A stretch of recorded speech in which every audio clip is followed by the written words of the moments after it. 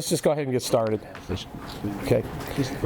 Everybody, thank you all for being here. I'm Chris Ager, the New Hampshire Republican Party chairman, and we're here today to highlight some of the problems that President Biden has caused Granite Staters with his terrible economics and his open border policy.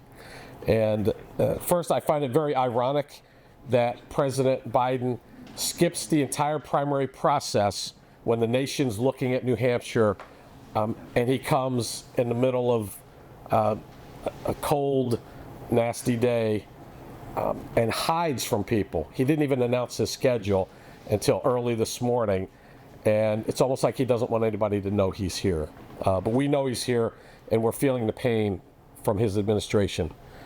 The first thing is on the economy. Nobody's better off now in New Hampshire, except for a handful of really rich people under Bidenomics, than they were under President Trump. And it's costing people a lot more money just to survive. I can tell you my propane costs double what it did several years ago, 2 to 3 years ago. It's double now, and a lot of people are hurting because of Bidenomics. On the border, the crisis is terrible. How it impacts New Hampshire is fentanyl. We're looking at 400 deaths here due to fentanyl. There were 94 executive actions by President Trump in his first 100 days that reversed the good work that President Trump had done. And we're living with that. In Massachusetts, they're in a crisis because they're a sanctuary state. And our very own Senator Shannon Shanley, Democrat, is echoing the Biden administration's open border policies, and she's advocating for sanctuary cities and the sanctuary state. She sees no difference between illegal immigrants and legal immigrants, and we challenge that. It's a huge difference. One is following the laws of the country, the other one's not. And also, Joyce Craig has not even mentioned any of her support or disapproval of the immigration policy. She's staying silent, and she wants to be our next governor. We demand to know from Joyce Craig where she stands on illegal immigration. And finally, Annie Kuster voted against protections for American citizens just recently, and so we need to hold them all accountable. But let me get on to the rest of our speakers who are going to talk about the issues directly as they affect them and the candidates on their positions. But first, small business owner and the owner of the pub we're in right now, Roy Arsenault. Roy, thank you. Thanks, Chris. Hi, my name is Roy Arsenault. I own the Pine Public House here in Manchester, New Hampshire. As a small business owner, we experience on a day-to-day basis the results of inflation and the ability to get workers and to process things and to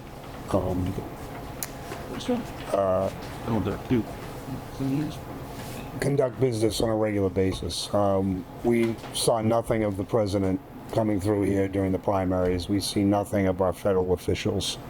We're here on Elm Street in Manchester, New Hampshire, which is the largest city in the state, and we're pretty much ground zero, right smack in the middle of where the most of the retail economy is. I speak with many other business owners downtown, and we all have the same problems. The costs of everything are just through the roof. I mean, I could list them all.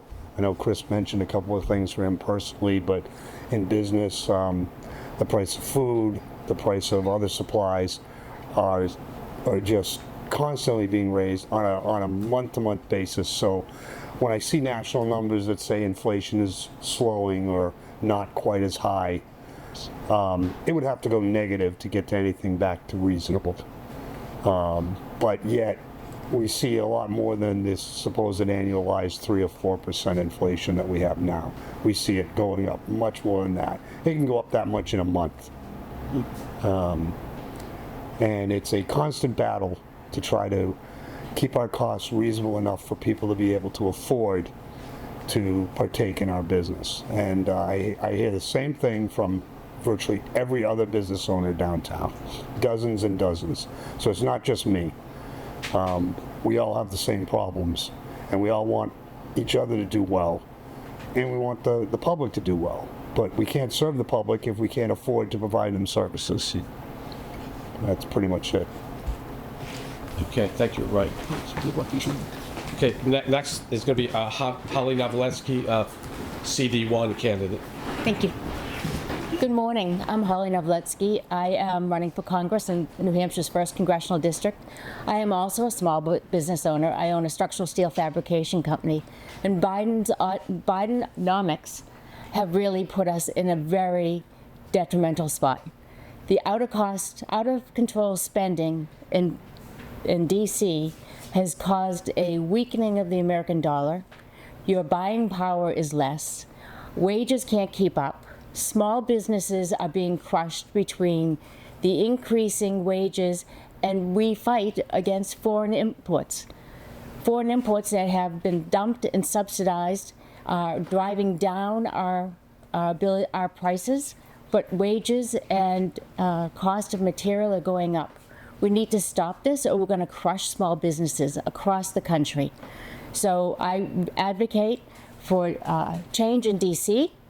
and to stop this out of control spending. We need to send a message to D.C. that's strong and loud that this federal spending needs to be in check. Thank you. Great. Thanks, Holly. Next is another CD1 candidate, Christian Bright. Good morning. My name is Chris Bright. I'm a West Point graduate, former Army officer, decided to step forward and run for Congress. And after watching that State of the Union last week, I don't know how anybody could have watched that and felt like we're in good hands. And when you think about what the economy is doing under this administration and the puppets like Chris Pappas who support them, people are paying twice as much at food, twice as much, 3 times as much to heat their homes. Our border's an absolute mess. In fact, in 2024, in the last 2 months, 49 folks on an international terror watch list were caught trying to enter our borders. It's mind-boggling, and I don't know how you explain that to the American people, what's going on. And our administration is doing nothing, and the president, when he comes to this state and he starts talking to people, it's not about slicing and dicing data to try to paint a rosy picture of what's going on. We know what's going on. People are hurting. People can't build businesses. We're crushing people. And this administration has just been standing by, and now that it's an election year, all of a sudden we're trying to mobilize and try to show like we're doing something. Where have you been the last 3 years? It's time to do things differently. It's time to get rid of this entire administration. It's time to kick out Chris Pappas, and it's time to get this country back on track. All right. Thanks, Chris. Next, got Russell Prescott, also CD1 candidate. Thank you. I do appreciate the time here. We have a problem in Washington, D.C., and that is Chris Pappas has left New Hampshire behind. One of our major tenets of our Constitution is a balanced budget. If we had practiced balanced budgeting, at least reduce our budget deficit, we would not have the escalation in prices that we have today. We need to work harder, and we need to work smarter. We don't have the ability to have another 2 years of Chris Pappas increasing our inflation. We need to stand behind a candidate, and that is Russell Prescott. I believe I can be that person. I've done it in the state Senate. I've done it in the Executive Council. We will curtail this inflation problem if we just stick to the tenets of what New Hampshire is all about, and that is balanced budgeting, making sure we take care of the bottom line. And Chris Pappas has failed us. We need a change. I'm Russell Prescott. I look forward to speaking with you further. All right, thank you, Mason. Okay, now we have Lily Williams, who's running for Congress in the 2nd District. Yes. Well, I am a legal Chinese immigrant. I'm a Chinese American now. I become an accidental politician because I feel like it's my duty to come out, defend the country I love. I was on Fox News last Friday morning to comment on Biden's State of Union address. It took him 14 minutes later to talk about border crisis. Now him and his administration trying to diminish legal immigrants like me who go through legal process, become American citizen, took years and years time. And there are 5 million people who are waiting to be legally processed to enter this country. They have been waiting for over a decade. Have we forgot about those people who actually follow the laws? And on my campaign trail, I have heard people telling me over and over again, cost everything is going up. They cannot afford food. They cannot afford high heating oil. And young people tell me their American dream has no hope. They live with mom, dad, cannot even afford to drive around to go date a girlfriend, and cannot ever think about to rent their own and buying their own house. Is this American dream Biden is talking about through his Bidenomics? And the Ann Coster I'm running against, married to their Bidenomics. She thinks Biden is very sharp, can do another 4 years. And she called our country of immigrants and laws. Then why did she vote no to deport illegal aliens who come to this country, committed crime? A murderer killed Haley, the young girl. She said no comments. She did not even care to explain her vote. If I get elected, when I get elected to defeat her, I will have town halls. I will listen to people's concerns. I will put our voters in New Hampshire first because I'm elected by them. I'm supposed to represent them. And Custer has totally lost in touch, has diminished the citizenship in this country, trying to erase the word's difference between legal immigrants and illegal immigrants. What is going on in this country? We have a newly oppressed group called illegal immigrants who come here to drain the community resources, to do wealth redistribution. That's Marxist. So I'm here running as American citizen by choice. I hope you all vote for me, LilyTownWilliams.com. Thank you. Okay, thanks, Lily. And now we're going to switch gears a little bit. We have Phil Aberashad, a small business owner. Thank you. My name is Philip Abirashid. I'm going to speak on behalf of small businesses in this state and as an immigrant that worked hard and came legally to this country 35 years ago to achieve the American dream. What's happening under the Biden administration is that he's stripping the American dream even from Americans, never mind the immigrants. He's allowing the border crossing for illegal immigrants. And I feel terrible for these illegal immigrants because once they reach here, they see a different picture from what was portrayed and promised for them. Never mind the struggle that they had on the way to be here with the human trafficking and carrying illegal drugs or smuggling illegal drugs to finance their trip here. So I think, in my opinion, that illegal immigrants are being gypped off and being portrayed that that once you come to this country, you will be off and you will be able to be legal.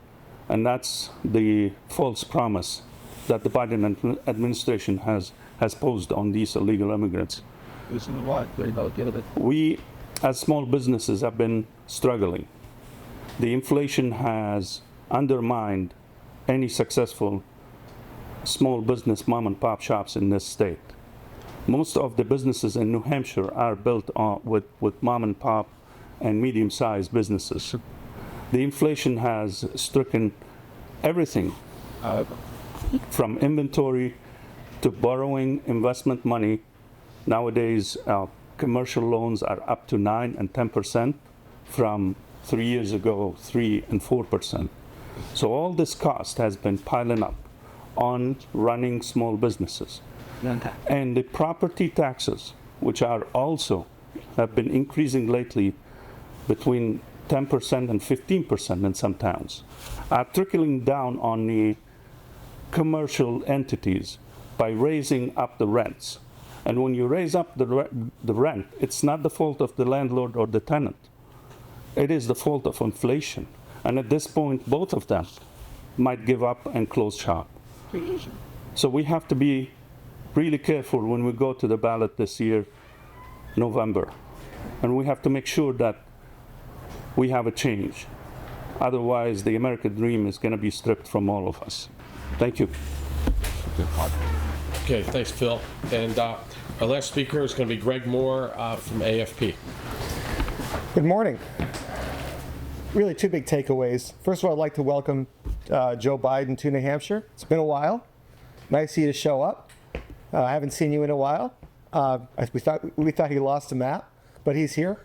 And we have two big takeaways for the president. Number one is just how big a deal it is that when the president gives a State of the Union, and one of the first states he comes to is New Hampshire, it tells you all you need to know about how his team and he feel like he's in trouble and feel as though he needs to get up here and start doing the work.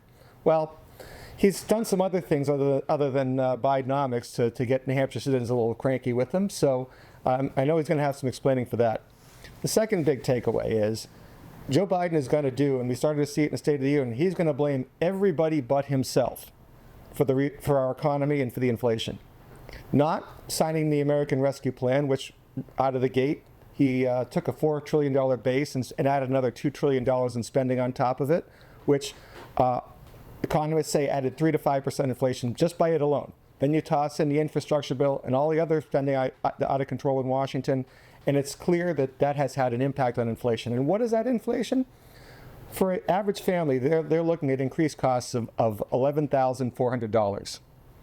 And when you look at the fact that wages have not kept up with inflation, and the fact that Americans are working fewer hours than before, the median household family income is dropped by 8.8% adjusted for inflation. Americans are being hurt. They're being hurt by these policies, and they're policies that need to stop.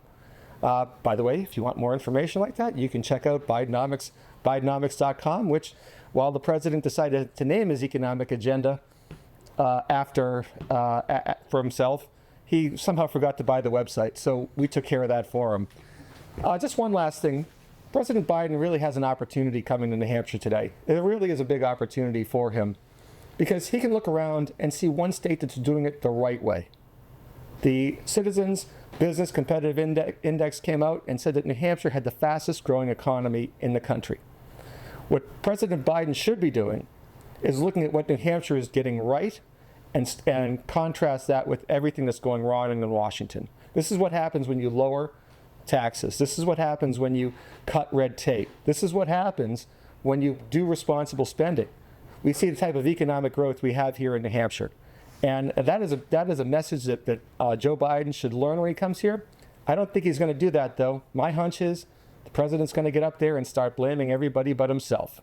And once again, it's time. It sends a very clear message as to where we do have something that's working and where it's not working. So with that, I'll hand it back to Chris. Okay. Thanks, Greg. So I think what we've heard is on the two issues that are the most important to Granite Staters, economics and the border, Joe Biden is a colossal failure and he needs to go. And so we can fix that in November. And we've got some other great candidates down the ballot as well. So at this point, I'd like to open, if there's any questions of any of the candidates, kind of do a little scrum.